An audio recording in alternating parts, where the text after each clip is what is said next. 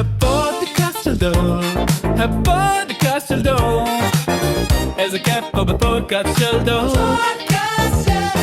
אף אחד לא יישאר מאחור, כי אתם מאזינים לפודקאסט של דור, הפודקאסט של דור,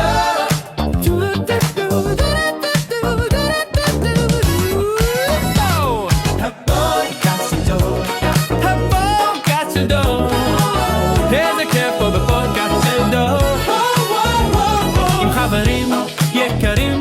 כמו שרק וההמור, אתם מאזינים לפודקאסט של דור, הפודקאסט של דור, הפודקאסט של דור. ברוכים הבאים לפודקאסט של דור. איזה כיף להיות בפודקאסט של דור. פרק ראשון. אתה יודע, יצרתי את השיר הזה בסונו. אין על סונו, אני חופר עליו כבר. אתה יודע מה כתבתי בפרומפט בשביל ליצור את זה? נו. 80's סיטקום. רק את זה? 80's סיטקום מיוזיק. כאילו אינטרו. אבל זה נשמע כאילו נתת שם עבודה בפרומפט. כאילו מבחינה ביקשת ממנו לעשות מודולציה? לא כל כך. לא, כן. אז אני רוצה לספר לך מאיפה בא הרעיון לעשות פודקאסט. זה הפרק הראשון. אז האמת שזה קצת, אני רוצה לחשוב על דרך, כאילו, להסביר את זה בלי שזה יישמע מתנשא, אוקיי? נחזה. אני שמעתי פודקאסט לפני, אני אוהב לפעמים כזה, להאזין לפודקאסטים כזה, לפרק פה, פרק שם כזה, להתנסות בכל מיני דברים, אולי למצוא משהו שאני אוהב, אוקיי? אז אני חוקר קצת, והיום, ברוך השם לא חסר, כן? כן, כאילו, מגוון. בית הפודיום וכל מיני כאילו פלטפורמות כזה שמארחים כאילו פודקאסטים. ושמעתי פודקאסט של איזה מישהי שאני לא אגיד את שמה כדי שלא יתבעו אותי. ופשוט הרגיש לי שכאילו חשבתי על זה שכל הזמן כאילו רוב האנשים שיש להם פודקאסט שהוא לא כאילו פרטי שלהם שהם הפיקו אותו שהם באים כאילו לחברות האלה, זה אנשים שכבר יש להם following, אתה מבין? וזה הקריטריון כאילו, כי החברות האלה אומרות, אוקיי, אני רוצה שיהיה לי כזה, שיהיו מאזינים מההתחלה, כאילו שלא נצטרך להשקיע בפרסום כל כך. כן. אז זה בדרך כלל אנשים כזה, אתה יודע, שהתפרסמו כזה ברשתות חברתיות, כזה אינפלואנסרים וכאלה, או...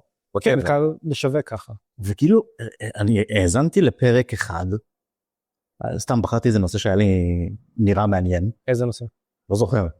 אוקיי, זה מעיד על הכל. וכאילו השיח היה כל כך רדוד, סליחה, לא שאני אומר שאני עכשיו איזה משהו, כן?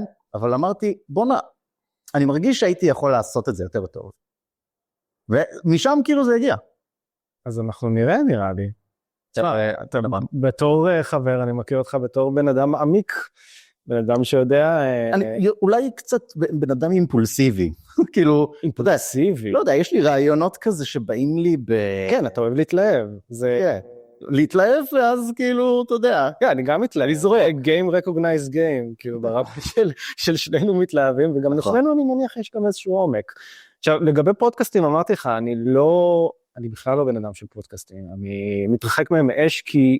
אני פשוט לא מצליח למצוא לא מצליח להאזין להם לאורך זמן. לא בגלל התוכן, אבל בגלל איזשהו משהו לא חושב שאתה בכך צריך להאזין לפודקאסט לאורך זמן. אני מעדיף שאני נכנס לספוטיפיי, להקשיב, להאזין לשירים, להאזין לקטעים. נגיד, כשאתה מבשל, או... לא מסוגל. זה לא? לא מסוגל. מה אתה אומר? ממש לא. או כשאתה עושה משהו שאתה מסדר את הבית? לא, אני מעדיף להאזין למוזיקה, אני מעדיף לזוז למוזיקה. מה אתה אומר?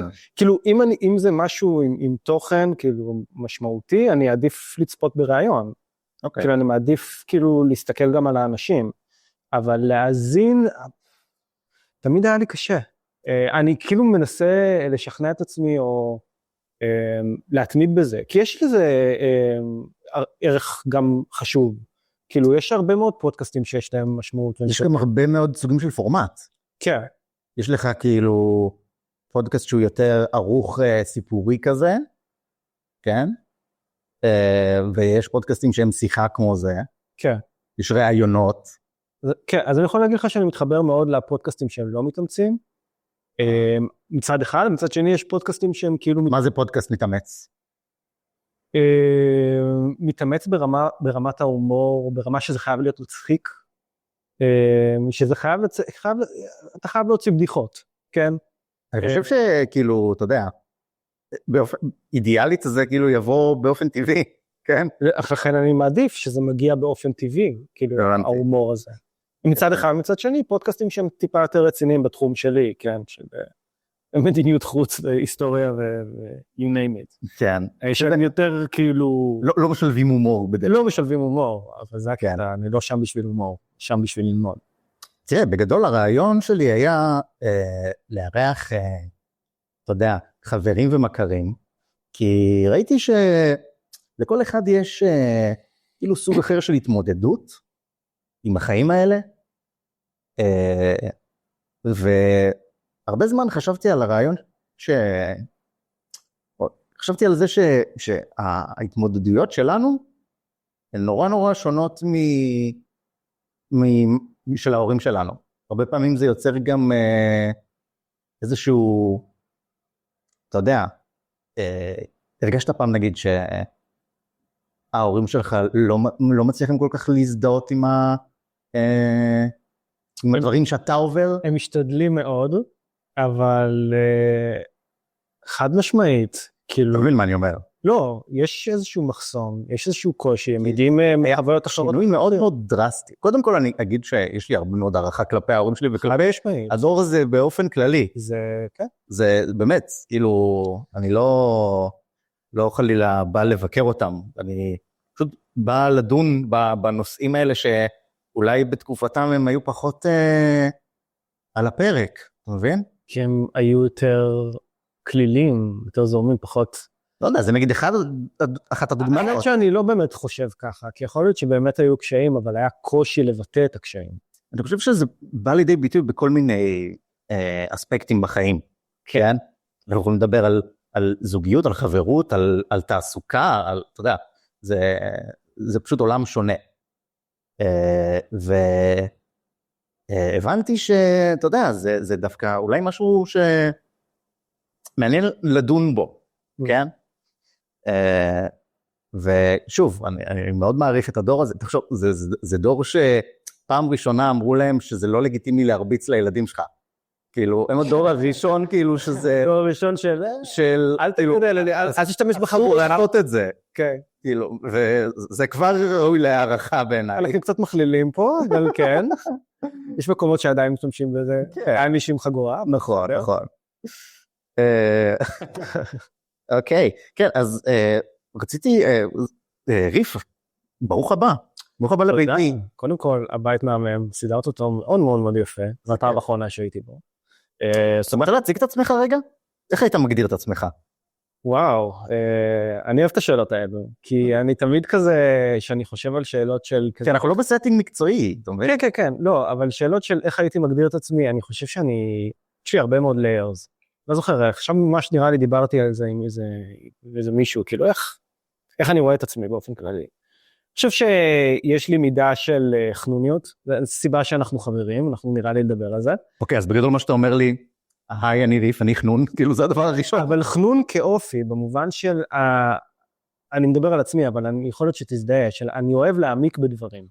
אני אוהב להתלהב ולהעמיק בנושאים שונים. נראה לי שזה גיק.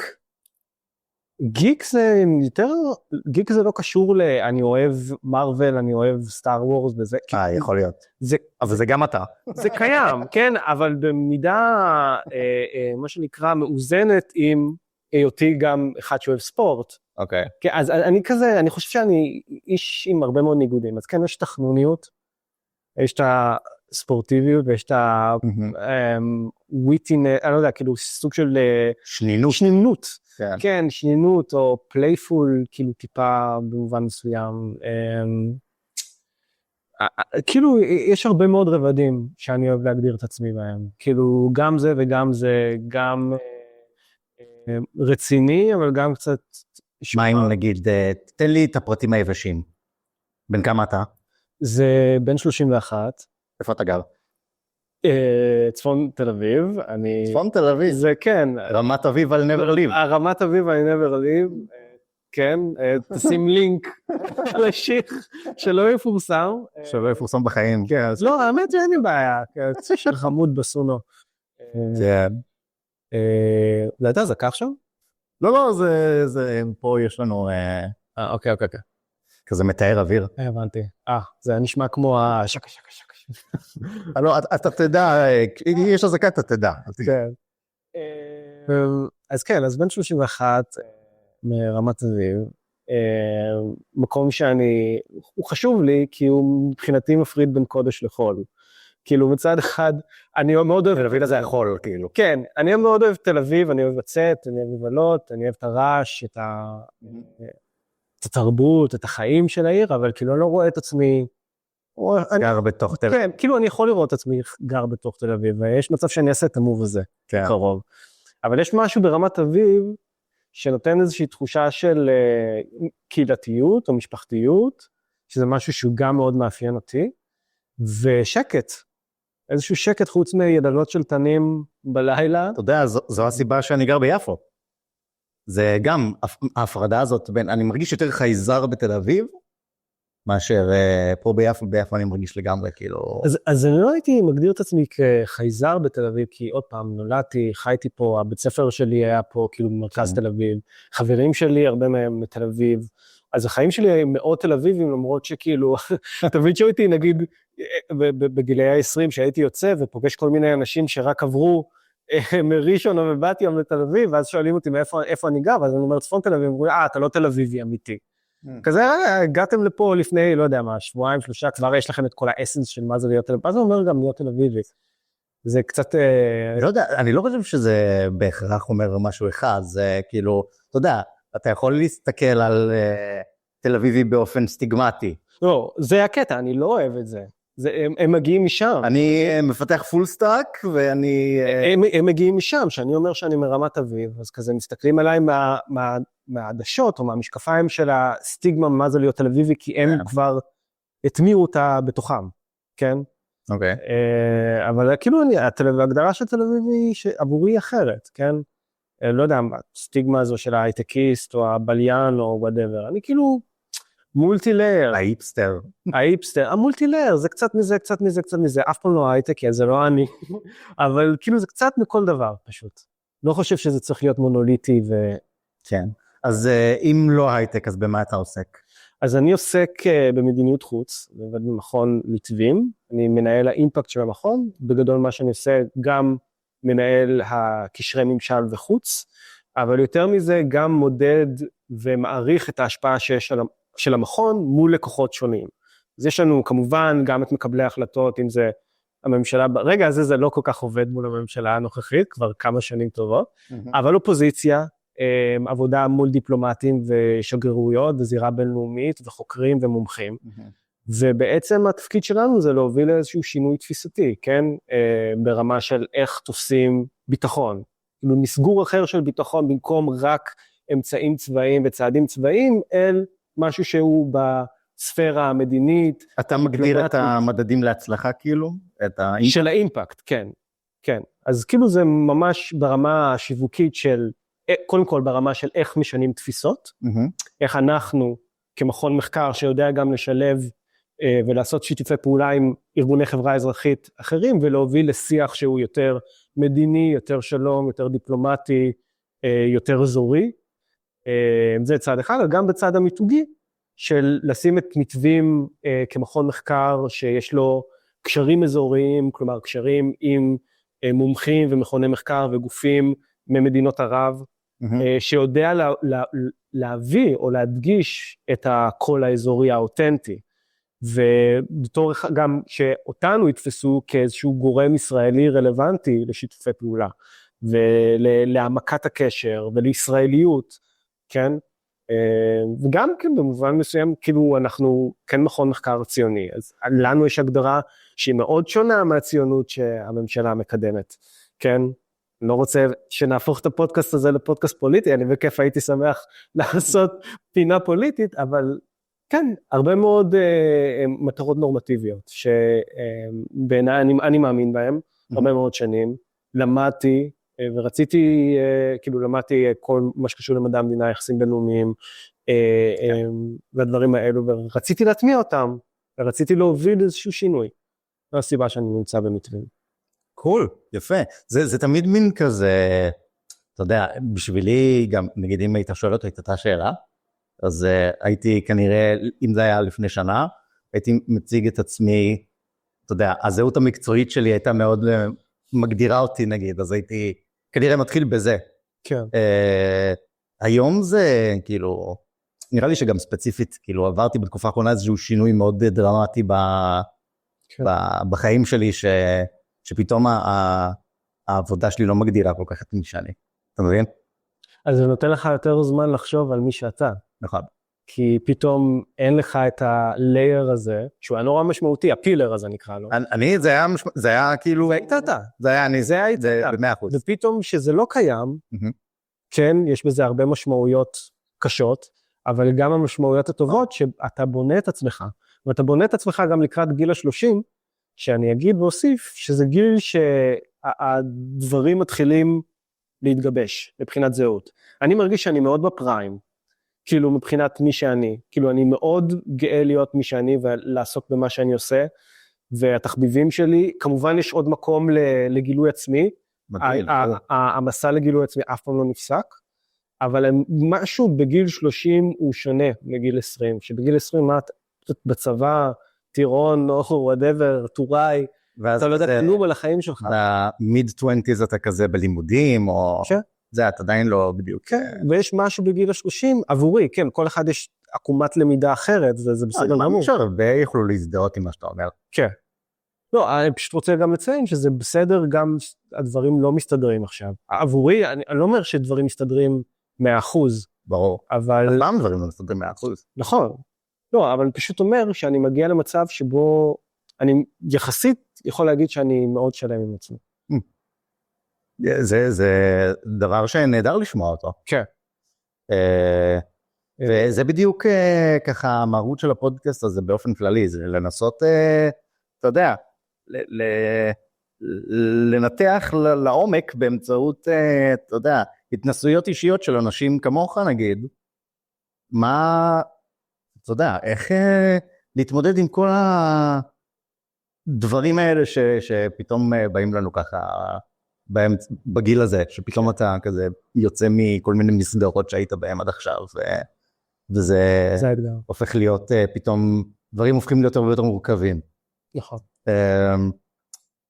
אני רוצה, אתה זוכר איך הכרנו? ברור שאתה זוכר, אבל כאילו אתה זוכר את הרגע הזה? יש שני רגעים. אוקיי, בוא תספר לי. לא, נחזיר את זה, כן, נחזיר את הזמן לאחור, אבל יש שני רגעים משמעותיים. אז בעיקרון אני רק אגיד על עצמי שכאילו מגיל 30 אני הרגשתי שאני צריך להרחיב את המעגל חברים שלי.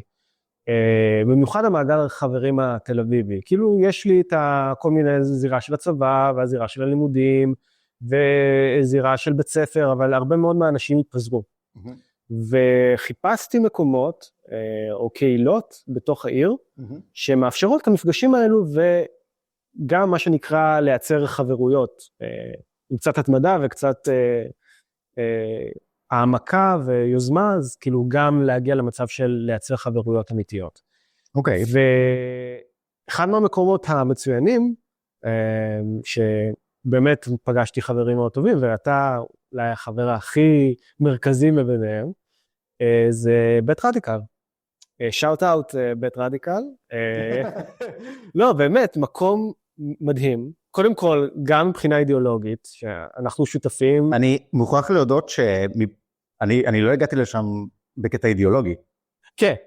אני הגעתי לשם, מכיר גם את הקטע האידיאולוגי, מן הסתם גם מתווים היו חלק מאירועים שרדיקל עשו ועושים, אבל גם רציתי להכיר אנשים, הנחתי שהאירוע הזה שתכף נדבר עליו, הוא אירוע שמזרים לתוכו אנשים עם אותה צורת חשיבה, אותה אידיאולוגיה פחות או יותר, מרכז שמאל, והאירוע שמדבר עליו זה האירוע ללא טלפונים. למרות שזה מעניין שכאילו בית רדיקל עושים, כאילו הם יותר, הם מכוונים למרכז שמאל, כן. כי חשיבה רדיקלית במהות שלה זה לבחון סוגיה מכל הצדדים. כן, טוב, הם רדיקל ברמה של השמאל, כן. אני אומר מרכז שמאל, כי זה פשוט מבחינת המיליה של האנשים שהגיעו לאירועים האלו, היית יכול לראות מרכז, שמאל, אני לא יצא לי לפגוש הרבה מאוד ימנים שם. באירועים... כן. יש דברים, אתה יודע, אני פחות מתחבר אליהם ברדיקל, אבל באופן כללי, כאילו, אני אז הייתי, גם גרתי ביפו עם שותפים, ואחד השותפים שלי, טייסון, הוא הלך, אתה יודע, לערב הזה, הוא יותר גם מגיע לשם, כי הוא כזה חובב משחקי קופסה, וזה, אתה יודע, תמיד מאוד נוכח שם, בערב ללא טלפונים. זהו, אז בואו... הוא אמר לי, אני הולך וזה, והייתי בתקופה שבדיוק הייתי אחרי פרידה, והרגשתי נורא לבד, וזה, אמרתי, טוב, נו, אני אלך. והלכתי לבד. התחלתי להתרגל כאילו ללכת למקומות לבד, שזה משהו שלא הייתי עושה. זה הדבר הכי נהדר שבן אדם יכול לעשות לעצמו. עדיין קצת אני נרתם מזה לפעמים. זה לחלוטין, גם אני שיש לי ניסיון בזה הרבה מאוד שנים, כאילו עשיתי הרבה מאוד טיולי סולו באירופה, בתחילת גיל ה-20 שלי, הלכתי להוסטלים לבד, ומאוד קשה בהתחלה למצוא חברים. לא, האמת שאני טיילתי לבד גם, כאילו, כשהייתי בניו זילנד, ודווקא היה לי ממש קל, אתה יודע? לא, אז זהו, זה העניין הוא לא דאגתי לרגע. אין דאגות, קודם כל, בחול יש פחות דאגות. אתה גם מגיע גם מאיזשהו מיינדסט שהוא כזה, אני זר. מה אכפת? אתה יכול לסכן את עצמך יותר כשאתה נמצא בזירה שאף אחד לא מכיר אותך. כאילו אתה לא מפחד מה הוא יחשוב, מה זה, אז זה יותר קל לך. אז אתה יותר קל לך חברתית, אתה מתכוון? שם לפחות היה לי יותר קל, היום אני מרגיש יותר נינוח גם פה, באירועים בארץ, כן? גם בזכות העבודה שגורמת לי לנהל שיחות ומינגלינג ומפגשים עם אנשים, שאתה זורק אותי לאיזשהו אירוע של שגרירות כזה או אחר. אז כאילו יש לי את הסקיל הזה, אבל זה לא אומר, עצם זה שיש לי את הסקיל הזה, זה לא אומר שאני ספץ. לפעמים יש מקרים שאני יכול למצוא את עצמי בצד, כי וואלה, אני לא מגיע במיינדסט של אקסטרוברט, של כזה, שלום, אהלן. ויש מקרים שלפעמים אני קצת יותר קשה לי, זה ממש תלוי. אני מודה שבסיטואציות כאלה לרוב אני מוצא את עצמי בצד, ואני חושב שהסיבה שאנחנו נפגשנו היא בגלל שפגשנו חבר משותף. לא, הוא לא היה חבר שלי. הוא לא היה חבר שלך, אבל הכרת אותו באותו, או שזה הייתה פעם ראשונה. זהו, זה הייתה פעם ראשונה. נכון. אז אתה ויובל אבן זהב. כן. שאוט-אוט. שאוט-אוט יובל, אחלה גבר, תזמין אותו גם. אחלה גבר, באמת יש לו הרבה מה להגיד גם. כן. אתם הכרתם, תספר על הסיפור. אנחנו הכרנו מהלימודים. וגם ידידה של יובל, לינה, נראה לי קראו לה. ליאנה, כן. נכון. חמודה גם, כן. ואני ראיתי אתכם, לא יודע מה, אני התמגנטתי אליכם. היה לפעמים נורא קשה לי למצוא אנשים שאני מרגיש איתם איזשהו וייב. כאילו אני רואה, יש את המשחק הקופסה, ואתה יכול להתחבר דרך משחק הקופסה, אבל לא התחברנו דרך משחק הקופסה, אתם פשוט עמדנו ודיברנו. עמדתם ודיברתם, ואני פשוט נכנסתי לשיחה, אני לא זוכר אפילו מה דיברתם, אבל נכנסתי לשיחה. ופשוט היה איזשהו קליק ואיזשהו מגנט כזה שהצלחנו... כן, אני זוכר את זה, הייתה אינטראקציה נעימה בסך הכל. כן. אבל כאילו, אתה מבין, הייתי אחר כך בעוד אירועים של בית רדיקל, והיו לי אינטראקציות נעימות גם עם עוד אנשים. אז מה שונה? כאילו, איך זה שפתאום כאילו... היה לנו קליק כזה. אז זה קרה באירוע השני דווקא, כי יש הרבה מאוד אירועים כמו שאתה מדבר, של בית רדיקל, של הערב ללא טלפונים, שאתה מגיע לשם ואתה מייצר אחלה כאילו שיח וחברותה כאילו עם אנשים, אבל זה לא יצא, כאילו... זה לא התקדם. זה לא התקדם. היה לפניך, סיפרתי לך על בחור בשם נייט, גבר, שארגן קבוצת סקי, וביחד נסענו. מאותו מפגש שעשינו של אירוע ללא טלפונים, פגשתי את נייט, בחור גם בסיטואציה מאוד דומה לסיטואציה שלך ושל יובל, הוא עמד שם עם עוד איזה מישהו ודיבר, אותו הוא לא הכיר, כן. והיה לי חיבור עם נייט, חיבור ממש ממש טוב, וחזרנו אפילו ביחד, כאילו, באותו אוטובוס לבית, ותוך כדי, כאילו, דיברתי על זה כמה, לא יודע, הגענו לשיח של סקי וסנובורד וזה, והוא אמר, אני מארגן קבוצה, אתה רוצה להצטרף? בום. ומאז, כאילו, אנחנו נפגשים, חברים טובים. עכשיו, באותו מפגש ראשון, איתך ועם יובל, לא המשכנו את זה. ווואלה, הרגשתי איזשהו, כאילו, חבל שאני לא הרמתי את הכפפה. וואלה. כן. אתה זוכר מה היה הרושם הראשוני שלך כאילו, מה גרם לך להתמגנץ לסיטואציה הזאת? אני חושב ששניכם מאוד, וגם ליאנה, כן, אני חושב שהקבוצה הזו הייתה מאוד ורבלית. אוקיי. היא ידעה מאוד לבטא את עצמה בצורה טובה, וגם הייתם מאוד, אני אוהב לקרוא לזה, זו תכונה שאני מחפש גם בזוגיות, חיוניים. היה משהו חיוני בכם, כאילו משהו שגם עם כל הקושי שחווים בחיים, יש איזושהי מידה... יש לומר שאנחנו לא בזוגיות. חשוב לציין. חשוב לציין, כי זה נשמע כאילו, איך הכרנו? אנחנו, כן, הטרוסקסואלים. כן, לא, אבל אני אומר, חיוניות, זה מילה מאוד חשובה, עבורי, כן? זה היכולת של גם בתוך הקשיים לזהות איזושהי מידה של אופטימיות ואיזושהי מידה של חיוניות לחיים. מצחיק. מצחיק שאתה אומר את זה, כי אני הרבה פעמים מסתכל על עצמי כבן אדם מאוד פסימי, אבל כן, אתה יודע, אולי hopeful איכשהו. hopeful, כן, hopeful. באיזשהו מקום. לא, אבל גם ההתלהבות, גם התלהבות. למרות שיובל הוא בתדר קצת שונה, הוא לא מתלהב וזה אתה מתלהב. אני התרגשתי לראות אותו. לא, אז ראו את זה, אז ראו משהו בדינמיקה שלכם, משך אותי פנימה כדי להכיר אתכם. אבל זה לא האירוע שבסופו יצאנו חברים, זה האירוע הנוסף בבית רדיקל. אוקיי, תזכיר לי. אז אני אגיד לפני שיובל, פגשתי את יובל בחדר כושר של האוניברסיטה. כן. ולא זכרתי את השם שלו, רק זכרתי תווי פנים, זכרתי את הפנים שלו. אז אפילו זיהית אותו. הוא ניגש אליי בזמן שאני מרים משקולות, ואני כזה, רגע, איך קוראים לך וזה? ואז התחלנו להתחבר מחדש. זה היה נורא נורא מצחיק, ואז זה היה ממש לפני אירוע נוסף של בית רדיקל, והוא אמר לי, אני הולך, אתה רוצה לבוא? אמרתי, כן, אני בדרך כלל הולך מדי פעם וזה, אבל כאילו יובל הזמין אותי, אז כזה, יאללה, למה לא? ואז הגעתי לבית רדיקל, יובל עדיין לא הגיע, ואז ראיתי אותך. ואתה, שוב? היית שם למטה בחוץ, איפה שהקפיטריה הזו. כן. ואתה זכרת אותי, ואני לא זכרתי אותך. וואלה. מה שקרה לי עם יובל. איזה קטע. ואז הכל התחיל להתחבר.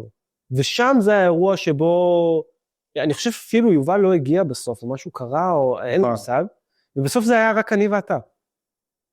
כן, וזה היה אני ואתה, ואז התחלנו להתחבר, אז הבנו שיש לנו הרבה ממשקים מקבילים. כן, אז תספר על זה. עם המוזיקה? עם המוזיקה, עם ג'ון וויליאמס, זה נראה לי עם החולצה שקנית לאבא שלך. נכון. שזה הגניב אותי רצח. כן. אז הרבה כאילו תחומי עניין משותפים. שזה בעיקר המוזיקה, וזה התפתח להרבה מאוד דברים אחרים. כן, כי באיזשהו מקום גדלנו באותו סטינג. הסטינג הזה של, כאילו, של הג'אז. כן. כל הסצנה הזאת. כל הג'אז. כל הג'אז. All that jazz, כן. כל השיט הזה, כל השחורן הזה. כל הפאקינג שיט. כן, וואי, זה שטויות. אז כן, משם זה בעצם מתפתח. כן. ואז החלטנו לעשות את הקבוצה הזו, בוואטסאפ. עם יובל. כן. ומשם כן. ומשם כזה היינו נפגשים כזה לעתים. כן. זה יפה. כן, זה היה, כי הרגשתי שאתה משדר משהו שאני גם משדר. נכון, לגמרי, על אותו תדר. שזה אותו תדר של, עוד פעם, ההתלהבות הזו. אגב, נפגשנו גם בתדר. נכון. שזה קטע. כן, כן. משחק יפים, כן. אז כאילו ההתלהבות הזו, התחומי עניין של גם קצת חנוניות וגם קצת מוזיקה, זה גם, אני חושב שמה שחיבר אותנו במיוחד, זה הרבה מאוד ממשקים גם בחיים, שנינו רווקים. נכון. הרבה מאוד חוויות של איך זה להיות. דרך אגב, אני הייתי רווק די טרי, כאילו, כשהייתי במערכת יחסים די ארוכה. כן, אז שנינו יוצאים, כן? ופתאום כזה. אז יש לנו גם, כאילו, אנחנו יכולים כזה לשפוך את כל את כל התסכול נראה לי שמלווה עם החברות כל התסכול וגם ההתרגשות, גם היו מקרים מאוד מרגשים בתקופה הזאת. נכון, הלחץ אולי. כן. התרגשות, לחץ. איך לגשת. כן. כאילו, הייתה הרבה מאוד תמיכה, נקרא לה תמיכה גברית. הדדית, אבל בריאה, לא גברית רעילה. של כאילו איך להתנהל בסיטואציות... לא תמיד שאומרים גברית זה צריך כאילו... אתה יודע מה? לא, גברית. היא פשוט גברית, צריך לשון גברית, נכון. כן, זה כאילו גברי זה לא בהכרח רעיל. לא יודע, לפחות לא בעולם המושגים והמעגלים הקרובים שלי. אני לא מכיר גברים רעילים, אחי. באמת, אני לא מכיר. אני לא מקיף את עצמי עם גברים רעילים. נכון, זהו, זה כאילו, אתה יודע, מאז שגדלתי, אני לא, כאילו, אתה יודע, ראיתי ופגשתי גברים רעילים, אבל אני לא באמת, אתה יודע, הסביבה שלי זה גברים שהם פשוט האנשים הכי מקסימים ורגישים, ואתה יודע, באמת. כן. וזה, לא יודע, אני יכול להיות, לא יודע, אנחנו מדברים הרבה על העולם הזה של דייטינג, כי אנחנו ככה, אתה יודע, כמו שאמרת, תמיכה הדדית כזה, וכאילו, אני לא יודע, כאילו, אני מרגיש שאני נתקל בהרבה חשדנות, וכאילו מין, אתה יודע, פחד כזה, נגיד, מאנשים שאני יוצא איתם, כאילו, מין סוג של, כאילו, זהירות כזאת של, אולי אני גבר רעיל, וחבל, כנראה שהגברים הרעילים הורסים לכולנו. אני חושב שאנשים רעילים הורסים לכולנו, כי יש נשים רעילות שנתקלתי בהם, וזה קשה. אני חושב שאנשים רעילים פשוט הורסים לכולנו, לדייטינג, גם לנשים וגם לגברים, את כל הפאן, וזה צריך להיות פאן, זה צריך להיות כיף, להכיר בן אדם, אנחנו צריכים לעשות את זה יפה. כן, כן, לפעמים זה לא יוצא עד הסוף, כן, כי זה עולם קשוח, דייטינג פה בתל אביב. אבל אנחנו כאילו צריכנו להכיר, כאילו, אתה יודע, ברמה החברית, אתה יודע, לא הכרנו אחד את השני וזה, זה כאילו, הסתייע. כן, לגמרי, חלוטין. שזה מביא אותי בעצם, אתה יודע, אם אנחנו מדברים על הדבר הראשון שהוא הבדל, יש לומר, מהותי, ביני נגיד לבין ההורים שלי, זה שאני הצלחתי לרכוש חברים אחרי, כאילו, לקראת גיל 30. כן? כמוך נגיד. אוקיי? שזה, נגיד, אם אני מסתכל על ההורים שלי ועל החברים של ההורים שלי, קודם כל הם נפגשים בתדירות מאוד נמוכה. כן? בסדר, משפחה, ילדים. גם אם נגיע לגיל שלהם זה גם יקרה ככה, כן? כן? לא, כן? כל החברים שלהם זה כאילו בית ספר צבא מקסימום. נכון, מסגרות. וזה מרגיש לי כאילו, אתה מסכים איתי שזה נדיר? מה? שמה נדיר בדיוק? כאילו, לרכוש חברים בשלב מאוחר בחיים. אני חושב שזה סטיגמה. אני חושב, יש קושי, חד משמעית. יש פחות מסגרות. אין מסגרות, ואתה צריך להמציא לך את המסגרות. לא, אבל כאילו חברים, פרופר חברים, אני לא מדבר איתך, לא יודע מה, הייתי באיזה קורס, ופגשתי שם את שלומי, ושלומי הוא אחלה גבר, אבל כאילו, זה ברמת השלום שלום. לדעתי, אנחנו צריכים לפתח משהו שהוא קצת מעבר לזה. נכון, נכון. לא, אין ספק, יש קושי להגיע לרמה כזו של חברות, אני פשוט חושב שזה לא בלתי אפשרי, זה פשוט עניין של, קודם כל, יוזמה, ולשדר רצון באמת להכיר ולהעמיק מול אותו בן אדם, או בחור, בחורה, או whatever. זהו, אז למה זה קשה יותר? למה יש קושי? אני חושב שזה נובע מעצם זה שאנחנו נמצאים לקראת גיל ה-30 או מעל גיל ה-30 שאנחנו עסוקים בעולמות שלנו. יש לנו לוח זמנים מאוד צפוף של עבודה ושל חיים ושל לחפש זוגיות, מי שצריך, או מי שנמצא בנישואין, או מי שרוצה. מי שנמצא בזוגיות, או מי שכבר אבא או אמא לילדים, אז זה כאילו לא גיל ה-20 שאתה מרגיש שיש לך את כל הזמן שבעולם, ואתה יכול לקום מאוחר במהלך היום, ולנהל לעצמך לוז שהוא פשוט די פרי, כן? ופתאום יש יותר אחריות. המילה אחריות נכנסת יותר חזק בגילי ה-30. אז אתה אומר שכאילו אם הייתי צריך להגיד האם אנשים עסוקים יותר או האם אנשים חשדניים יותר, זה יותר על הסקאלה של עסוקים. אני לא חושב שאנשים חשדניים, אני חושב שאנשים א' עסוקים, ב' הם מאוד רוצים, אני בטוח, אני לא חושב שיש מישהו בגיל ה-30 שיגיד אני לא רוצה לרכוש חברים חדשים.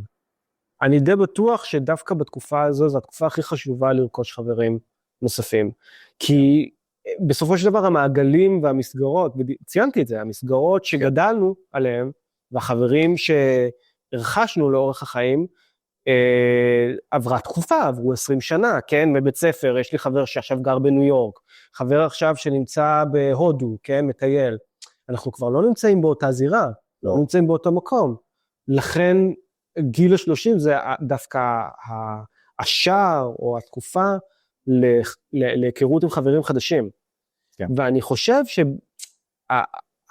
יש איזושהי סטיגמה אולי, לא קורא לזה חשדנות של כזה, מה פתאום גיל 30, מה פתאום אין לי חברים, מה אני אכיר עכשיו חברים, לא, כאילו, סליחה, אני אציין את זה ככה, כאילו, גיל 30, מה יש לי את החברים מהבית, מה אני צריך חברים חדשים, אבל בלב כן רוצים חברים. אני דווקא שומע הרבה אנשים שאומרים כזה, שהם דווקא מרגישים בודדים, אתה מבין? כן. וזה מעניין מה שאתה אומר, כי מצד אחד יש קושי קצת לעשות את זה בגיל מבוגר, כאילו, אתה יודע, מה זה מבוגר? בגיל יותר, כאילו, לקראת גיל 30, כן. נקרא לזה, יש איזשהו קושי אתה יודע, רכישת חברים חדשים, כן. ומצד שני זה זמן מצוין לעשות את זה. אז זהו, אז אני רוצה להגיד, אני אתקן את זה, אני חושב שיש רצון, הרבה מאוד אנשים, ונראה לי אמרתי את זה, יש הרבה מאוד רצון לאנשים בגיל ה-30, לרכוש חברים חדשים, אבל יש מעין הכחשה כזו של, מה, אני מעמיד את עצמי עכשיו בסיטואציה של כאילו, אין לי חברים ואני צריך למצוא חברים חדשים, כאילו לשים את עצמך בסיטואציה כאילו זה, נעימה. כן, זה ספוטלייט לא נעים, כן, בסופו של דבר זה דורש הרבה מאוד יוזמה, והרבה מאוד להתגבר על קשיים, כן, על הקושי הזה של, כמו שאני ואתה עשינו, הגענו לאירוע ללא טלפונים, כן. במטרה למצוא חברים, ולייצר הייתה המטרה שלי. לייצר אינטראקציות מאפס. כן, אני כאילו, הגעתי לשם אתה יודע, תחושה וואלה, אני עכשיו עברתי איזושהי פרידה, אני מרגיש לבד, אני צריך לצאת ולראות אנשים. לא יודע אם חשבתי שאני אצליח, אתה יודע, לרכוש חברים בצורה שעשיתי את זה, אבל בסוף זה יצא, מאז יצא מתוק, כן? אבל אני זוכר גם שזה מזכיר לי סיפור, שכשאני הייתי בלימודים, הייתה לי חבורה כזאת. היינו שלישייה, 3 חבר'ה, אני חבר ועוד חברה, ואתה יודע, אני הייתי כזה, אני יכול, כאילו, בעץ אני יכול להתאהב, כאילו, אתה יודע, אם במקרה, אני יכול להתאהב. אני מתאהב מאוד מהר, כן. אז הייתי כזה, וואי, ממש חמודה וזה, אבל אני לא ארוס את הטריאדה הזאת, כי טוב לי עכשיו, ואני, אתה יודע, כל ערב אנחנו יושבים, שותים מלא יין וצוחקים וזה, זה טוב לי ככה. אז אמרתי, טוב, אני לא אעשה עם זה כלום, גם הייתי, אתה יודע, צעיר יותר, והייתי קצת, אולי ביישן יותר ממה שאני היום, אז אני פחות הייתי בן אדם שמסוגל לעשות דברים כאלה. ואז הם, שניהם כזה, נהיו ביחד, כן? שזה, אתה יודע, הם לא רצו חלילה לדחוף אותי חוצה מהסיטואציה הזאת, אבל זה קצת קרה באופן טבעי, אתה מבין? כי בסוף הם, אתה יודע, הם שוכבים כאילו, ומה, אני כאילו יושב שם ומחזיק להם את הנר. זה לא קרה באמת, אבל זה כאילו, זה באופן טבעי יוציא אותך מהסיטואציה.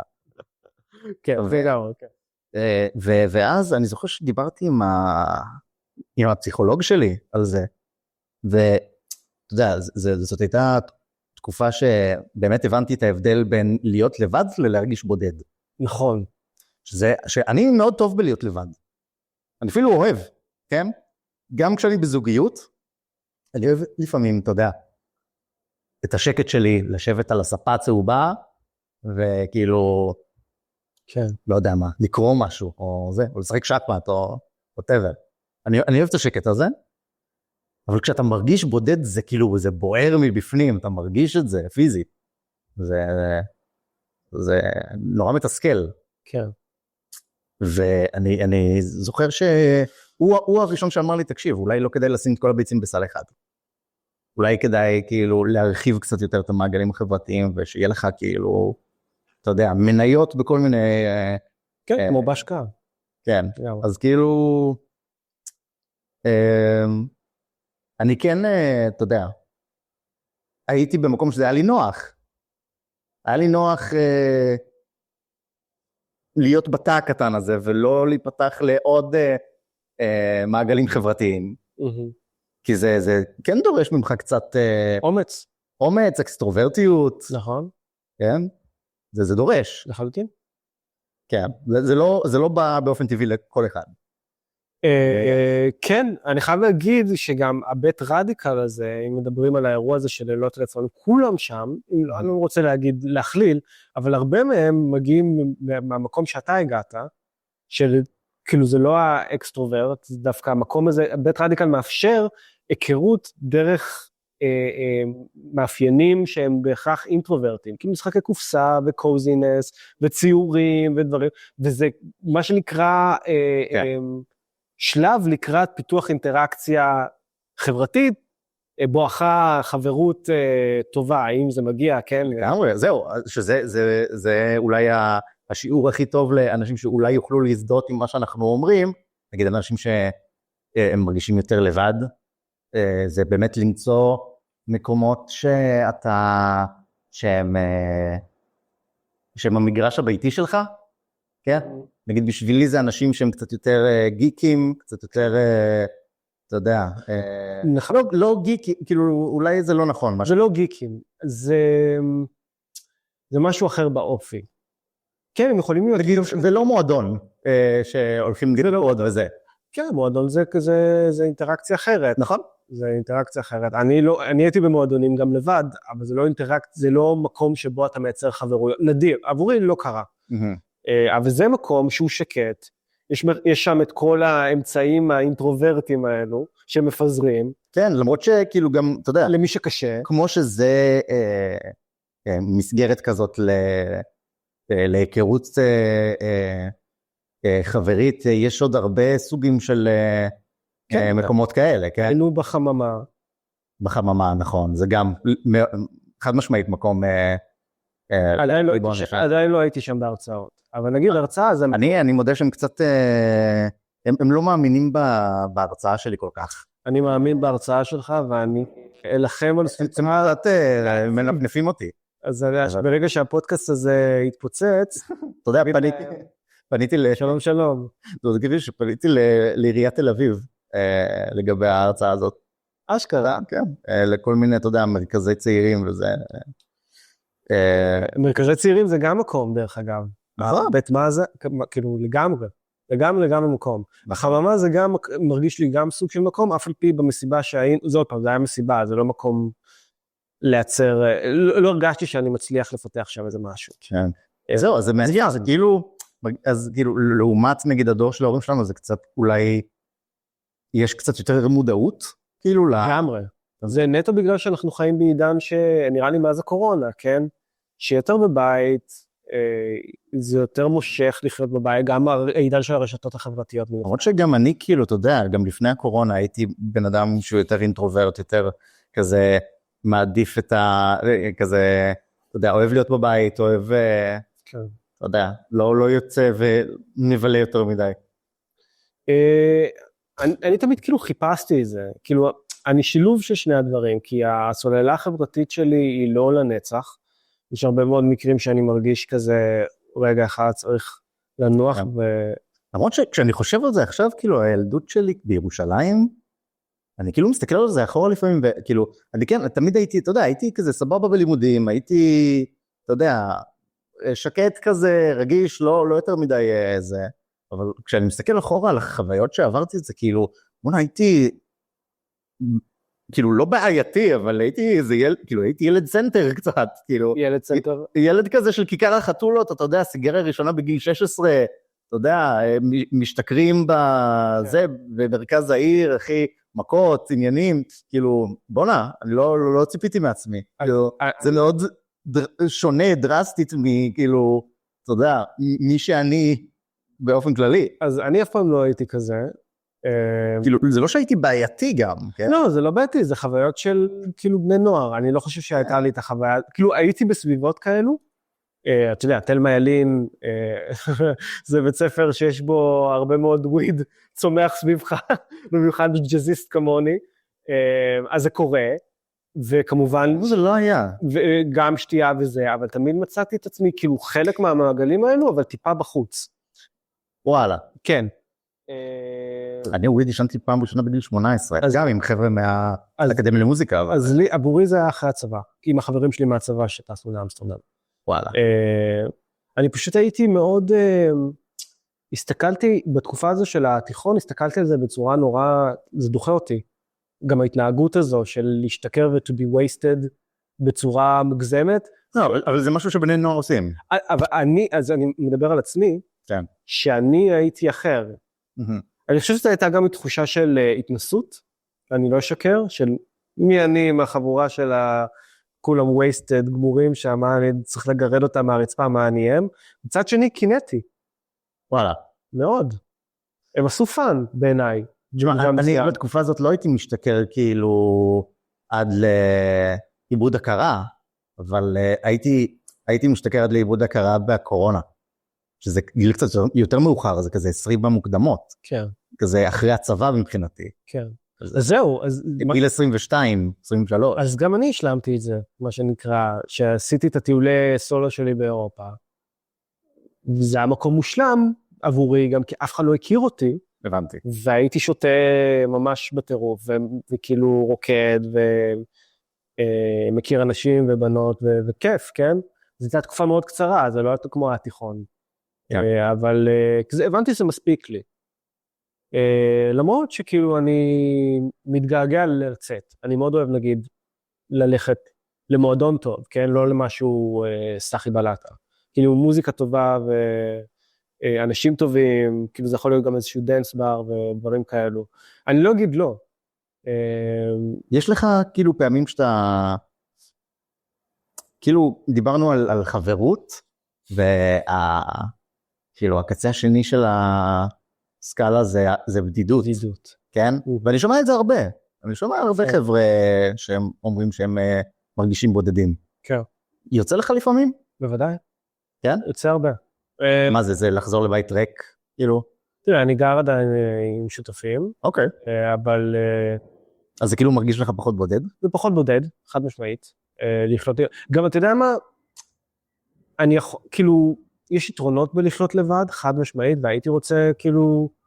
אני גם כזה מחפש עכשיו מקומות כזה לחיות בהם לבד, אבל כאילו אני לא אשקר שדווקא עכשיו בתקופה של המלחמה, זה נורא, כאילו... לא, זה טוב. זה משעשע, כאילו זה כיף להיות עם שותפים. זה גם קצת מגבש. אני אומר לך, אני פתאום מצאתי את עצמי איתם יותר מאשר כאילו כל השנה הזו שהייתי כאילו באופן כללי בבית הזה, בדירה הזו. כן. אני מוצא את עצמי, כאילו אנחנו רואים סרטים ביחד, צופים בתוכניות ביחד, כאילו גם הבניין עצמו, לרדת למקלט, ויש שכנים נהדרים, אני לא רוצה לנרמל את זה, אבל זה נקודות האור שלי בתקופה הזו, כאילו הדיבורים עם השכנים, אז אני לא מרגיש בודד, כן?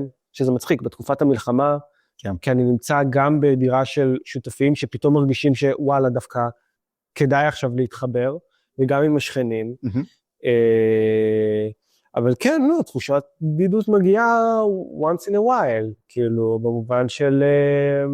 כן, אתה יודע, לפעמים. כן, זה... אחרי יום ארוך. כן, אחרי יום ארוך בעבודה, שאני, עבורי, העבודה שלי, כן, זה לא עבודה במשרד. זה נגיד, לפעמים משגע אותי, אני בן אדם של אנשים, והייתי ממש רוצה, כאילו, גם אני אספר לקולגות שלי בעבודה, של, כי כל אחד גר במקום אחר, יש כאלה אפילו שגרים בחוץ לארץ. אין לכם כאילו פגישות פיזי? בקושי, וכל פעם שיש פגישה פיזית, אני פורח, כי כיף לי להיות עם אנשים, וביום יום, אני צריך למצוא את עצמי במקום אחר, לפעמים אני משתדל פעמיים בשבוע נגיד בבית, כשיש כל מיני זומים. יש שבועות שלמים שאתם לא נפגשים? ברור, זה רוב הזמן ככה, וזה קשה. מנקודת מבט ניהולית אני חושב שזה בעייתי. זה מאוד בעייתי. זה מאוד בעייתי. עם זאת, כאילו, זה קשה, כאילו, בשביל שאנחנו ניפגש, אנחנו צריכים לשנות את המודל תעסוקתי, את המודל העסקי, סליחה, של המכון. כי זה מאוד היברידי כרגע, ואני משתדל... זה לא בדיוק היברידי, זה יותר... רימוט, כן. רימוט, נכון, זה רימוט. ואני משתדל במהלך השבוע לגוון במקומות שבהם אני עובד. זה לא רק בבית, אני הולך הרבה מאוד פעמים לאוניברסיטה, כי זה המקום שבו פרחתי, המקום שבו גם הכרתי הרבה מאוד אנשים טובים, זה זכור לטובה, הרבה מאוד זיכרונות. כל האנשים שאי פעם התייעצו איתי לגבי האם ללכת ללמוד או לא, מבחינתי כאילו הערך המוסף של עולם האקדמיה הוא בפן החברתי, נכון. ובקשרים ובמעגלים, זה מבחינתי יותר יקר מהדיפלומה, באמת. במובן מסוים, כן, כן. זה תלוי קודם כל באיזה אוניברסיטה, כן. נכון. כי יש אוניברסיטאות שיש להם סטיגמה של קצת יותר קשה. למשל, תל אביב, זה לא אותו דבר כמו באר שבע, סבבה? עכשיו, אבל כן, זה קצת סטיגמטי, כן? זה סטיגמטי, אבל אני אומר, אני עצמי מצאתי חבורה מדהימה של אנשים, וגם יצא לי זוגיות. וסביר להניח שגם אחרים ימצאו אפילו את האנשים שלהם. אני אומר, בואו לא נשען על סטיגמות, כן. אלא ניגש לעיקר, ועבורי העיקר זה שהאוניברסיטה הייתה חוויה נהדרת. אולי באמת כאילו, אחת המשמעותיות ביותר שהיו לי יותר מהצבא אפילו, ברמת המעגלים החברתיים שנמשיכו אחר כך. כן, צודק. זה סוג אחר, מעגל צבאי זה מעגל אחר, קרבי, כמוני, זה מעגל שהוא... למרות שיש משהו מגבש בלימודים אקדמיים, שהוא באיזשהו מקום עושה עבודה דומה למה שהצבא עושה. זה מין חוויה כזאת של לחוות איזשהו קושי ביחד. אתה מבין מה אני אומר? כן. שמע, הקושי של האוניברסיטה, אני לא יודע, קשה לי להשוות קושי של אוניברסיטה ולימודים, בפן המנטלי נקרא לזה, אבל פן המנטלי ברמה הקרבית. לא יודע, יש הבדלים, כאילו יש קווים מאוד דומים בעיניי. זה גם סוג חברויות אחר, כי החברות שלי בצבא זה חברות כאילו של גברים מוגה בוגה. כן. לא, בסדר. ואני אומר, זה חברות שאני צ'ריש, כאילו מוקיר. כן, בטח. כי היא מאוד משמעותית בחיים שלי, כי כשסיימתי צבא, אז חזרתי לסביבה... אני וחבר שלי, אלון מהצבא, כאילו זה רק כללות, כאילו, אנחנו מדברים גסויות כל הזמן, זו תקופה שהייתי מדבר כל הזמן באחי, אחי, גם בתקופה של תלמה ילין. אני אומר קצת אחי, אני אומר די הרבה. אתה החזרת אותי לאחי. באמת? אתה חייב להגיד. אני לא חושב שאני, כאילו, אני לא יודע אם אני משתמש בזה הרבה, אבל... היי, באדי. אני אומר באדי. באדי זה חמוד, אבל יש לך... אני אומר באדי, מתוקה, מתוק, כאילו, מותק, אני אומר הרבה. אני כאילו תקופה מאוד ארוכה, מאז שסיימתי צבא, לא השתמשתי במילה אחי. וואלה. והיו לי חברויות, כאילו, אתה יודע, חברים גברים אחרים, פשוט לא השתמשנו בכל כך בהרבה... נראה לי שלהגיד אחי זה יותר טוב מלהגיד כאילו. ברור. כדי למלא את החלל עם אחי זה הרבה יותר טוב. לא, אז מה שאני רוצה להגיד זה, כאילו, אתה יודע, הרבה פעמים, אמרתי לך, אני כאילו, נתקל בזה לא מעט, שאומרים, כאילו, אני מרגיש בודד וזה, שאין לי חברים וזה. אני חושב שהרבה אנשים שאומרים את זה, הם יותר מתוסכלים מהפן הרומנטי, אתה מבין? כאילו, שהם לא בזוגיות, אתה מבין? כן. שזה, אני חושב הרבה פעמים, דווקא חברות שהיא אפלטונית, היא לא בדיוק, זה לא ממלא את החלל של זוגיות, או של קשר רומנטי, אבל זה כן, אתה יודע, מפיג את הבאסה קצת, סביב זה, כן. וזה משהו, נגיד, בעיניי שהוא מאוד שונה, אתה יודע, נגיד, הדור של ההורים שלי זה כאילו חתונה בגיל מוקדם, זה תא משפחתי מאוד חזק, זה כאילו להקים משפחה אתה יודע, כשאימא שלי הייתה בגילי, היה לה כבר ילד בן 2, כאילו, אני רחוק מזה שנות אור, אתה מבין? אז לא צריך להשוות ולא צריך יש תחושה לזה. לא, כל המטרה פה זה כאילו לעמוד את ההבדלים. כן. כן? לא, יש תחושה, ואתה מציין, וזה מוביל אותי למקום שיש תחושה של סוג של, בגיל הזה אני צריך להספיק ככה. אני צריך להספיק שיהיה לי בדיוק. זוגיות, ואני צריך להספיק לסיים טוב, ולהספיק... תשמע, באיזשהו מקום אתה גם כן רואה את זה. זו ילדים? כן. נכון? נגיד, אני בטוח שיש לך הרבה חברים נשואים. רוב החברים שלי הם נשואים כבר. אוקיי.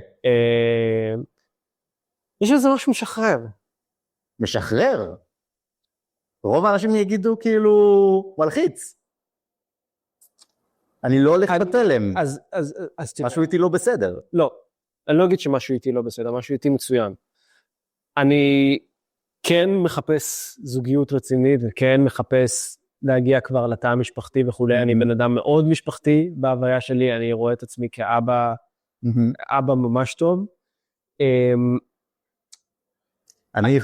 יש לי מחשבות הפוכות. אני רק אציין את זה, אני אגיד את זה, כי רוב החברים שלי הם או בזוגיות מאוד משמעותית, או רובם האמת נשואים. וזה דווקא לא כזה מלחיץ אותי מסיבה כלשהי. אני חושב שהסיבה היא שהצלחתי להשלים שזה המסע שלי, וזה לא המסע שלהם. וזו הדרך שלי. מה אני כן לחוץ, נקרא לזה ככה? אני כבר רוצה שיהיה לי משהו, אתה מבין? ברור. אני חושב שהאנשים שעליהם דיברתי, שהם באמת מתוסכלים מזה, זה נובע מזה שהם כבר, אתה יודע, I just can't wait to be king, כאילו, זה מין מקום כזה של כזה, נו, מתי אני? כן? אבל נראה לי שהרבה, אצלי בחיים הרבה דברים טובים באו כשלא חיפשתי. כן? אפילו רוב הדברים. כן? לא יודע, אצלי זה חצי חצי. אני כן צריך להיות אקטיבי. אני לא חושב שלא צריך להיות אקטיבי. כן? אני אפילו הבנתי שכאילו... חובה להיות אקטיבי. הסיכויים רק גדלים אם אתה אקטיבי. חייבים להיות אקטיבי. כן. כן. שזה מעניין. מעניין מה שאתה אומר לגבי, אני רואה את עצמי כאבא ממש טוב וזה, אני כאילו... אני חושב שההורים שלי עשו עבודה טובה בלגדל אותי. אני חושב כאילו אני... אתה יודע, אני מייחס את זה אליהם, מי שאני היום, אני חושב שזה הרבה בזכותם, ובזכות החינוך שלהם. עכשיו, כאילו, אבא שלי בן אדם, אתה יודע, הוא פרסונה. לא פגשתי אותו. קודם כל, הוא בן אדם טוב במהותו, כן? הוא כן בן אדם שקצת קשה לקיים איתו אינטראקציה, נגיד, במיוחד של אבא ובן, אוקיי? כי אבא שלי הוא מהדור הקודם, הוא קשוח כזה, הוא לא כל כך בן אדם של מילים, הוא בן אדם של מעשים, הוא, אתה יודע, סופר הנדימן, סופר גבר עם אופנוע וזה, כל הילדות שלי הוא היה כזה, אתה יודע, אבא חזק, שמתקן הכל, אתה יודע, שמסיע ועושה ושיודע לסדר כל דבר, ובסדר, באיזשהו שלב בחיים שלך, כשאתה מתבגר, אתה רואה את אבא שלך מזדקן, ואתה רואה שהוא לא גיבור על כמו שחשבת שהוא, אבל כאילו, גם היום, נגיד, אם אני ואבא שלי מדברים על רשימה של נושאים מאוד ספציפיים, שמעבר לנושאים האלה אנחנו לא מדברים על כלום. נגיד, הנושאים האלה זה מוזיקה, בעיקר של שנות ה-70, דברים טכניים, אוקיי? ומדע בדיוני. זהו. לא הייתה לי אף פעם שיחת נפש עם אבא שלי, ואבא שלי הוא גם, אתה יודע, אנחנו לא מתחבקים נגיד, או זה, אנחנו לא נוגעים אחד בשני פיזית. שאני לא יודע, יכול להיות שזה לא, כאילו, זה מין תחושה של, כאילו, מין ריחוק כזה, אבל גם נראת כבוד טיפה. כן. אבל זה כאילו, אתה יודע, זה הדור הזה של הקשוחים, שלא מביעים רגש יותר מדי וכן. אז כאילו, אני אומר לעצמי, אם אני אהיה אבא, אני כאילו, חצי מהגבר שהוא היה כשאני הייתי, כאילו, ילד. ואיזה חצי? אתה תהיה גבר. מה זאת אומרת? כאילו, הוא פשוט מין, כל יכול בצורה קיצונית, אבא שלי. אז זה לא גבר. כאילו, הוא מאוד... זה סופרמן, כן? כן, אבל הוא מאוד לא, כאילו, מביע רגש, אבא שלי, וזה משהו שאני יכול לתת, שהוא אולי לא יכול לתת. אז זה הדבר הכי גברי שאפשר לעשות. זה לא דבר גברי ברמת סטיגמה. כן, אתה יודע, ברמת אנחנו פה בשביל לשנות את זה, לכן אני אומר, אני מאוד מזדהה. ג'נטל רווח מן, זה מה שאתה אומר. לא ג'נטלמן, ג'נטל... אחלה מושג, אין פעם פה. לא, אני מאוד מזדהה עם מה שאתה אומר, כי גם אבא שלי במובן מסוים, היו שיחות נפש, אבל השיחות נפש היו יותר עם אמא, מאשר עם האבא. יצלי אותו דבר. גם. מה, אמא שלי הרבה יותר ורבלית מאבא שלי. לא, אבל השאלה היא, אם היו לך שיחות נפש יותר עם אמא שלך מאשר עם אבא. בהחלט. אז זה מה שאני אומר, גם עם אמא שלי היו יותר שיחות נפש. עם אבא שלי היו שיחות של התבגרות, ומה זה להיות גבר, וטיפה קצת קשיחות ודברים כאלו. וכמובן, נושאים כאלה שמדברים איתם על, כאילו, ציינת מדע בדיוני, אז אבא שלי זה סרטים, מוזיקה, ג'אז, בישולים, אבא שלך אופנוען, אבא שלי בשלן. כן. אבל יש דמיון. כן, ברור. ואני מרגיש שאני בשל להיות אבא, כי אני מסוגל לקחת את ה-toughness של הגבר, וכאילו גם ללמד דברים טכניים, והנדימן ושטויות כאלו, אתה יודע, לא שטויות, דברים חשובים. כן. מה שנקרא הגבר הסטיגמטי. מצד שני, יש לי את היכולת לנהל שיח פתוח ואינטימי עם הילדים שלי. פעם ראשונה שהבנתי שזה לא דבר שהוא שגרתי, אתה יודע, דברים של כאילו להתקיד מדף נגיד, זה כשעברתי לגורים שותפים וגיליתי שזה כאילו, אני מבחינתי זה כאילו, אתה יודע, אני הייתי עם אבא שלי כל הזמן, אתה יודע, הוא היה עושה משהו, יום שבת 8 בבוקר, דור, תהיה עוד 10 דקות למטה, אנחנו מרימים מקרר, כאילו לא יודע, או משהו כזה, מוצא לעצמו איזה פרויקט, אז כאילו, למדתי לעשות את הדברים האלה, כאילו בגלל שפשוט חייתי עם הבן אדם הזה. כן. אז אני חושב שכשעברתי לגורים שותפים, הבנתי שכזה, כאילו, אתה יודע, השותפים שלי לא ידעו לדפוק מסמר בקיר, כן? שזה, אתה יודע, ברמת ההיגיון הבסיסי של איך לעשות דברים, אבל הבנתי שזה כאילו בדור שלנו פחות קיים, כמו שאתה יודע, הדור של ההורים שלנו לא היה כל כך קיים, כאילו מה זה לא היה קיים? ברור שזה היה קיים, אבל כאילו נגיד רווקות לקראת גיל 30, זה היה יותר נדיר. נכון. אתה מבין? למרות שכאילו, בסדר, אולי באמת אבא שלי הוא חריג בזה, כי הוא באמת בן אדם לא כל כך ורבלי, אבל אבא שלי גדול מאמא שלי ב10 שנים. כן. אמא שלי הייתה בת 25, כשהם התחתנו, וואו. ואבא שלי היה בן 35. זה הפרש. זה הפרש גדול, אבל אתה יודע, זה הפרש שגם באיזשהו שלב בחיים הוא כבר לא רלוונטי. אתה מבין? כן. חשוב לי רק להגיד את זה משהו אחד, כי זה נשמע כאילו אנחנו מטילים ביקורת באבות שלנו. חלילה. חס ושלום. אני אמרתי ההפך. לא, חשוב להגיד. זה ביקורת עצמית. שאני רוצה להיות כמו אבא שלי, אתה מבין? אז, לא, אני אגיד זה ככה, אני לא מסתכל על זה, אני מסתכל על זה כי באותה מידה, אתה באיזשהו שלב, ואני בשלב מתישהו בחיים, תהיה לנו אישה.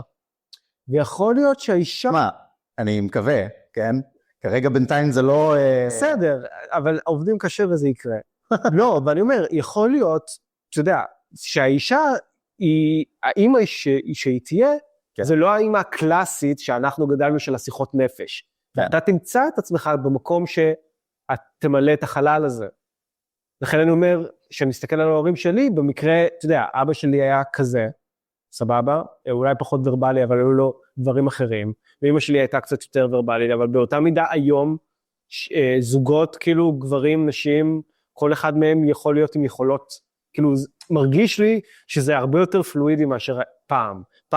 כי פעם היו מסגרות והיו תפקידים, אתה יודע, התפקיד המגדרי של גבר 1, 2, 3 ונשים, והיום זה הרבה יותר פלואידי, ואתה מרגיש כאילו, אתה רואה שיש דברים שהם יותר רגישים, ויודעים לבטא את עצמם, ונשים מצד שני, שהם יכולות לקחת תפקידים של להיות הנדימן, ולתלות מדפים, ולבנות שידות ו-whatever.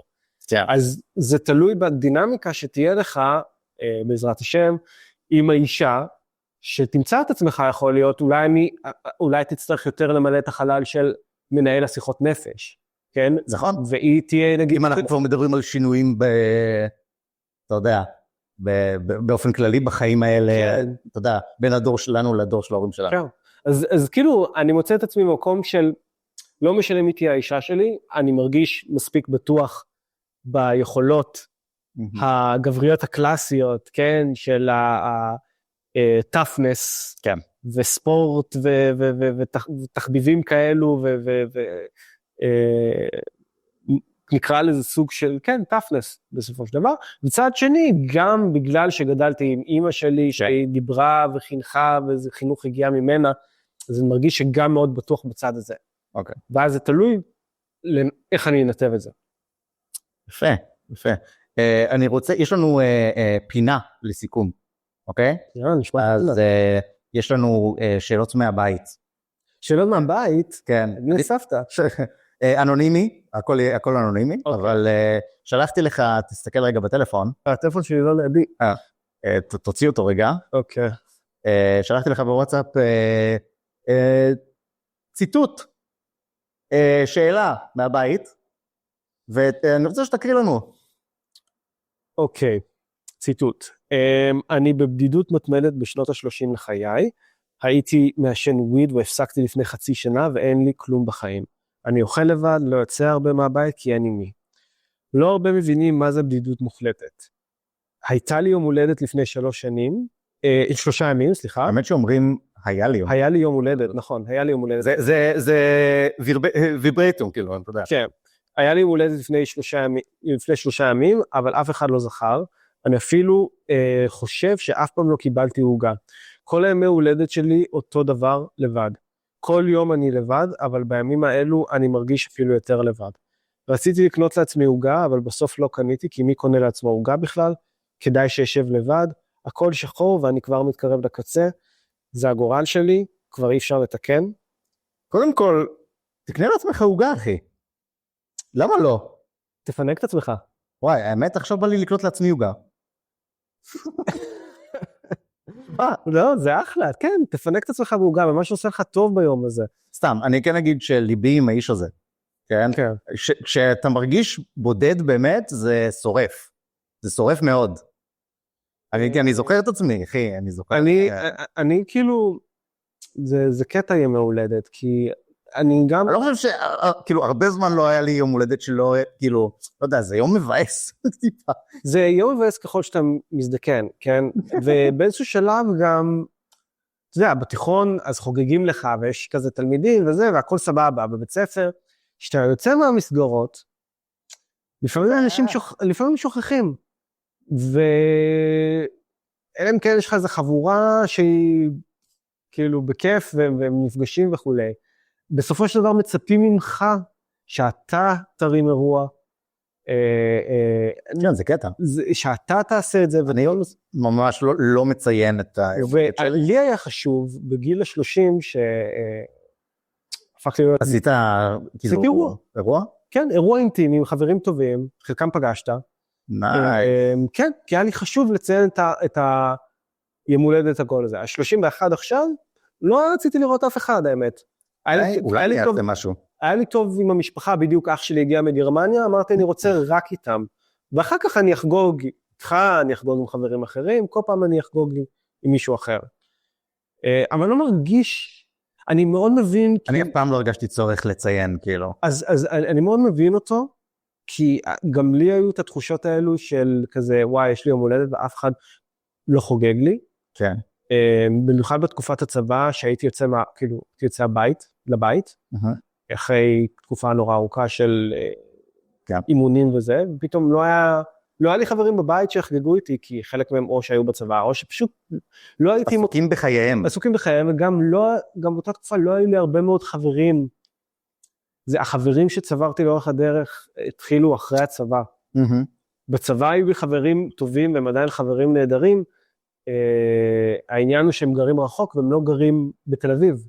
ויש לך יום הולדת, אתה לא תזמין את כולם מכל קצוות המדינה, בשביל שיחגגו לך יום הולדת. כן. זה נדיר. זהו, אז כאילו אני מאוד מזדהה עם הבחור, ורק להגיד לו שזה משהו מרגיש, אני ממש מבין לליבו, וכן, שיפנק את עצמו, שיפנק את עצמו בהוגה, שיפנק אותו בדברים טובים, שיעשה דברים שהוא אוהב, שיצפה בסרט, ואם חשוב לו המגע האנושי, אז כמובן תמיד... בין אם רומנטי ובין אם לאו. אז תמיד יש משפחה, וחברים, צריך להגיד, זה עבודה, זה עבודה קשה. נכון, מה שאני הייתי כאילו, אתה יודע, משנתי, נגיד את זה ככה, לבחור הנפלא הזה, זה שכאילו, אתה יודע, זה באמת, מי שמבין מה זה להיות באמת בודד, זה כואב מאוד, כן. ואתה יודע, החוסן שלנו, החוסן הנפשי שלנו, הוא נמדד גם ביכולת שלנו להתמודד עם הסיטואציה הזאת, אתה יודע? זה כן, אתה יודע, עד כמה שזו סיטואציה כואבת, זו כן סיטואציה שכדי לפתור אותה, צריך להיות, אתה צריך לעשות פעולה אקטיבית. כן. כן? בין אם זה למצוא ולצאת למקומות שמדברים את השפה שלך, כמו מה שאנחנו עשינו ברדיקל, כן? בין אם, יכול להיות שבשבילו זה משהו אחר, כן? אבל זה כן דורש ממך אומץ ובעצם פרואקטיביות מסוימת, בשביל לצלוח את הזה. אז אם הוא שואל, האם זה הגורל שנחרץ לי? לא, זה תלוי בך. נכון. כן? כי אם אתה תשב בבית, אז דברים כנראה לא ישתנו. נכון. כן? זה כמו, אתה יודע, אנחנו אומרים את זה הרבה בהקשר של זוגיות. אם אתה לא תחפש באופן אקטיבי זוגיות, אומרים זה הגיע אליך, וזה לא נכון. זה לא נכון. זה המשפט שאני הכי שונא בעולם. כן, זה יגיע כשזה יגיע. אתה צריך להיות אקטיבי, אתה צריך להיות אקטיבי אם אתה רוצה שזה יקרה. כן. וזו שיחה אחרת, כאילו, זה נכון. לשדר אקטיביות לא נואשות. לשדר אקטיביות וביטחון. אבל זה כנראה אולי לשיחה אחרת. נכון. אז ריף, אני רוצה להודות לך. איזה כיף. באמת. אני מקווה שנהנית. מאוד.